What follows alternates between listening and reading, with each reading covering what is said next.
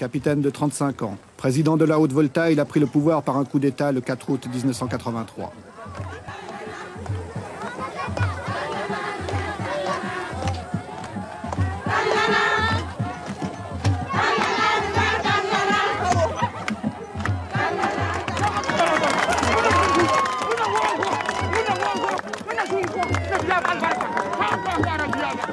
C'est parmi les couches les plus pauvres de la population qu'il compte ses plus chauds partisans.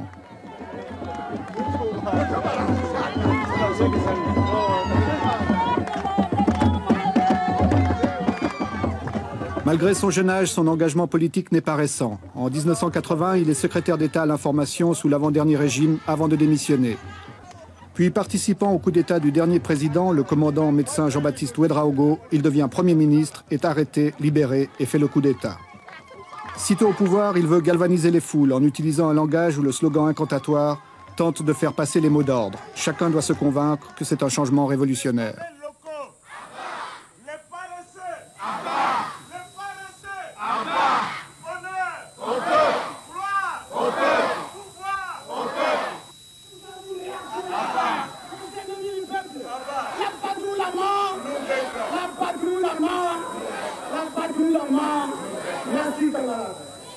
À Pau, les gens sont venus très nombreux pour lui apporter leur soutien.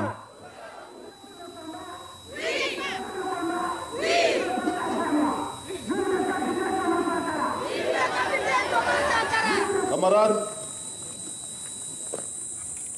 il faut enterrer tous les ennemis du peuple. Il faut enterrer tous les défauts qui empêchent le peuple de se libérer, qui empêchent le peuple de construire son bonheur.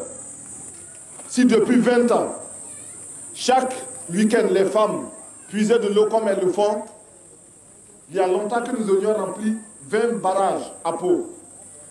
Le pays n'est pas pauvre. Au contraire, il y a des ressources. En vous mettant au travail pour construire ces 20 villas, en vous mettant à la tâche, vous avez décidé de vous prouver à vous-même que vous êtes capable de transformer la réalité de cette ville de Pau. En effet, vous pouvez la transformer, cette réalité. Mais pour cela, il faut bannir de vos rangs les paresseux. Ceux qui ne veulent pas travailler. Il faut bannir de vos rangs les féodaux, les équilibristes. Ceux qui croient que ce chantier est pour eux l'occasion de devenir de petits patrons pour les élections futures.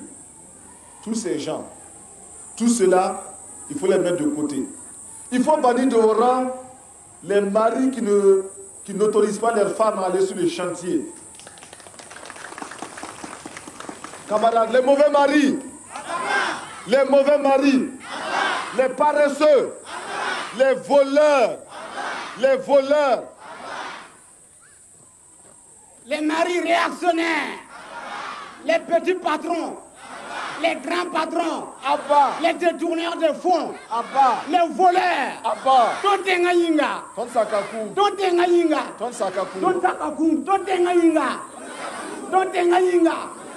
vive la révolution, vive le capitaine Thomas Sankara. On ne peut pas se développer sans mobilisation. Nous ne pouvons pas nous développer si le peuple lui-même ne prend pas son destin en main. C'est le peuple qui doit construire le pays. Ce n'est personne d'autre. C'est 20 villas aujourd'hui. Demain, ça sera 20 écoles. Ça sera 20 dispensaires. Ça sera 20 maternités. Et chaque année, ce sera comme ça. Camarades, l'impérialisme, le colonialisme, le néocolonialisme, le fantocisme, les voleurs, les paresseux, les détourneurs, les magouilleurs. Chaque province doit construire en effet 20 maisons pour les fonctionnaires d'ici le 4 août, les loyers étant ensuite utilisés pour les biens d'équipement. Les briques sont faites par la population avec du banco et très peu de ciment. L'État, lui, fournit le matériel.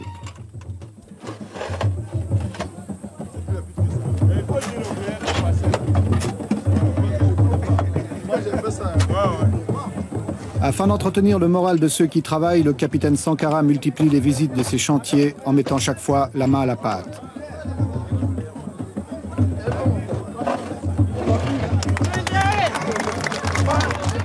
Il aime à montrer l'exemple, il affectionne les gestes symboliques. Il est en train de se créer un personnage à la fois séducteur et menaçant. Son style, son souci du moindre détail, son attention à chaque chose, son engagement étonne et lui attire un certain nombre de sympathies. Il ne faut pas que ça piétine, quoi. Ouais. L'approvisionnement doit être rapide. Maintenant, il faut penser à la toiture. Voilà, déjà. Il faut déjà penser à la toiture. Vaut mieux qu'ils aient leurs matériaux ici. Bon, n'oubliez pas de créer beaucoup d'espaces verts. Oui. Surtout le long de la route, là. Beaucoup d'espaces verts, des fleurs, des petits bancs. Si vous voulez, faites des petits bancs en béton, là. Des bancs publics. À la tête des chantiers du 4 août, il a mis des gens considérés comme peu favorables à son régime. Ceux-ci sont ainsi mis à l'épreuve. C'est une dernière chance qui leur est offerte de s'intégrer. Le chef de chantier, c'est le camarade Traoré. C'est un ingénieur agronome, c'est ça, hein? Oui, c'est ça. Bon, alors un ingénieur agronome qui est mis sur ce chantier-là pour participer activement, concrètement à la révolution. Et pourquoi est-ce qu'on l'a choisi lui? Mais comme la révolution n'exclut personne, mais donne à chacun la possibilité de se faire ou de se refaire, eh bien, lui est envoyé sur ce chantier-là. Mais voilà, il vit en parfaite harmonie avec le peuple militant de Pau, qui l'accepte, qui le suit et qui exécute ses mots d'ordre. Preuve qu'il intègre correctement la révolution et c'est effectivement un camarade. Monsieur le Président, est-ce que vous pensez que cet enthousiasme va durer longtemps? Aussi longtemps que les populations commencent à se convaincre et à percevoir qu'elles-mêmes peuvent transformer leur situation et peuvent améliorer leurs conditions. Au début, c'était des mots. Ce n'était que des mots et une adhésion euphorique. Le doute avait commencé à s'installer aujourd'hui. Il est évident que dans ce bâtiment-là, qui se construit petit à petit, grâce à l'engagement des populations, ce bâtiment-là est la preuve que la révolution apporte effectivement quelque chose de qualitatif. Merci. Pour surveiller et encadrer le chantier, un commissaire politique a été nommé. Il peut s'appuyer sur les CDR, Comité pour la défense de la Révolution, formés surtout de jeunes très actifs. Dès son accession au pouvoir, le capitaine Sankara a effrayé certains milieux qui le considèrent comme étant l'homme de Kadhafi, l'homme de la Libye. L'homme de la Libye, peut-être que la Libye a des hommes. En tout cas, il n'en a pas ici. Et en tout cas, ce n'est pas moi. Je suis au contraire un voltaïque qui connaît ses réalités, la misère de son peuple, et qui voit aussi comment ailleurs d'autres ont eu le courage de prendre leurs responsabilités. N'ont pas honte de dire que nous traitons avec Kadhafi, n'ont pas honte de dire qu'à certains moments, il nous a aidés à notre demande, et quand certaines de ces aides ne nous convenaient pas, nous le lui avons dit. Mais de là à dire que nous sommes influencés par Kadhafi, c'est absolument faux. Absolument faux parce que nous ne faisons pas ici ce que fait la Libye. D'abord, Lord Volta n'est pas la Libye. Ensuite, moi, je ne suis pas Kadhafi. Les voltaïques ne sont pas libyens. Cela est très important. Nos positions n'ont pas toujours plu. Mais nous voilà nous connaissons un dilemme. Soit taire nos positions que nous considérons comme vraies, donc taire la vérité. La vérité, c'est ce que chacun de nous a sa vérité, bien sûr. Nous n'avons pas la vérité absolue. Donc, consciemment mentir pour bénéficier des grâces de ceux qui peuvent nous aider ou de nos partenaires qui sont délicats et puissants. Ou alors leur dire la vérité dans la conviction, dans l'intime conviction que nous rendons service à notre peuple et à tout autre peuple. Aux Nations Unies, nous sommes membres du Conseil de sécurité des Nations Unies. Nous recevons aujourd'hui des pressions multiples, multiformes pour orienter nos votes, pour orienter nos prises de position aux Nations Unies. Pouvons-nous nous taire lorsque l'on agresse un pays parce qu'il est petit? Pouvons-nous nous taire lorsque l'on envahit un autre pays? Nous estimons que si nous sommes aux Nations Unies et au Conseil de sécurité, et si nous n'y sommes pas simplement pour compléter les effectifs et pour la foire, nous devons avoir le courage de dire au nom des peuples qui nous ont fait confiance, car il s'agit de vote, et la Haute-Volta a eu plus de 104 pays qui l'ont élu, nous devons représenter leurs intérêts. Et en particulier, ces pays non alignés qui ont massivement voté pour la Haute-Volta, nous devons quotidiennement, constamment, courageusement défendre les intérêts des non alignés d'une manière particulière, mais d'une manière générale de tous les peuples qui s'indignent Si nous ne voulons pas que le Conseil de sécurité des Nations Unies et les Nations Unies en général deviennent une caisse de résonance manipulée par quelques tambourinaires puissants, il nous faut, nous, membres, y exercer tout notre droit, même s'il est limité du fait que quelques-uns ont un veto qui est omniprésent. Nous avons donc des pressions. Mais malgré tout, une grande puissance comme la France, comme les États-Unis ou comme l'Union soviétique, s'ils décident de retirer une partie de l'aide qu'ils vous apportent actuellement, peut vous mettre dans de graves difficultés intérieures. Mais c'est vrai. C'est la raison pour laquelle nous sommes obligés de lutter contre l'impérialisme et ses manifestations. L'impérialisme, aujourd'hui, c'est qu'il est très important, il est plus utile pour lui de nous dominer culturellement, beaucoup plus que militairement.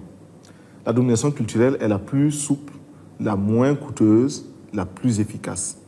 Et c'est pourquoi nous disons qu'aujourd'hui, pour renverser le régime de Haute-Volta, il n'est peut-être pas nécessaire d'amener des mercenaires puissamment armés.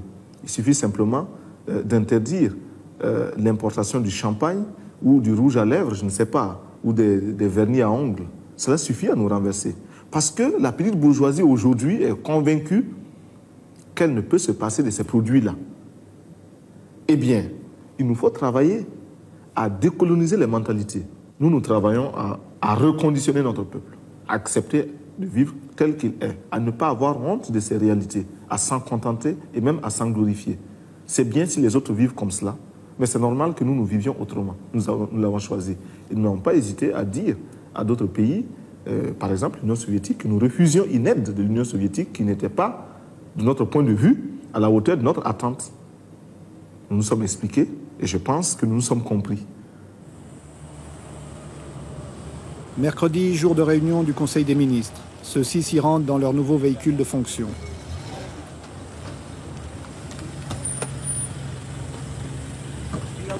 En effet, là aussi, pour montrer qu'on veut rompre avec d'anciennes habitudes, d'anciens privilèges, les Mercedes, symbole du pouvoir utilisé par les précédents régimes, ont été remplacés par des R5.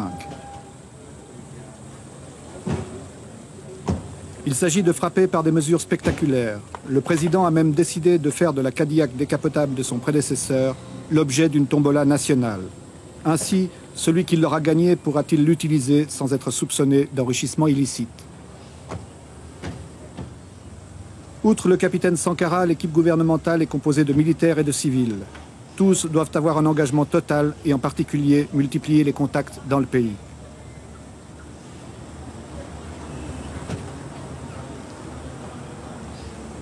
Tous les ministres civils ou militaires sont armés. Ils ont reçu une Kalachnikov que certains emportent même aux réunions du Conseil. Chacun a d'ailleurs suivi un entraînement militaire pendant quelques jours. La vigilance est de mise pour chacun dans un climat d'insécurité. Autre mesure de précaution, les lieux où se tiennent les conseils des ministres changent constamment. Ils ne sont connus qu'une demi-heure avant l'heure prévue. Le travail des ministres est chargé. Le programme qui est proposé aujourd'hui est austère, difficile. Pour toute l'équipe gouvernementale, il va représenter un effort considérable. Là aussi, chacun doit avoir ses dossiers bien préparés, bien étudiés. Le capitaine veille à l'engagement de chacun de ses ministres. La révolution, si elle promet un avenir radieux, elle part d'abord de sacrifices, des sacrifices permanents. Et ces sacrifices, nous sommes décidés à les assumer. Et nous formons quotidiennement notre peuple à les accepter. Nous savons qu'ils sont lourds, très lourds. Ces sacrifices, nous avons demandé aux fonctionnaires de renoncer à une partie de leurs indemnités, parce qu'ils sont des privilégiés. Cela, vous vous en doutez, ne peut pas être bien accueilli partout. Ces sacrifices, nous demandons aux voltaïques de se mobiliser. Si ailleurs, si dans certains pays, on a pu détourner un fleuve, en Volta, nous pouvons bien le faire parce que nous avons des bras aussi vigoureux. Ces sacrifices, nous les imposons au gouvernement, aux membres du gouvernement auxquels nous imposons un rythme de vie, un train de vie très modeste. Nos ministres ne sont pas autorisés à voyager en classe première, en première classe dans les avions. Ils prennent les classes touristes. Et même quand il est possible de faire voyager par les avions charter, nous le faisons. Nous avons suspendu pour une longue période les brasseurs d'air, l'air conditionné dans les bureaux, etc.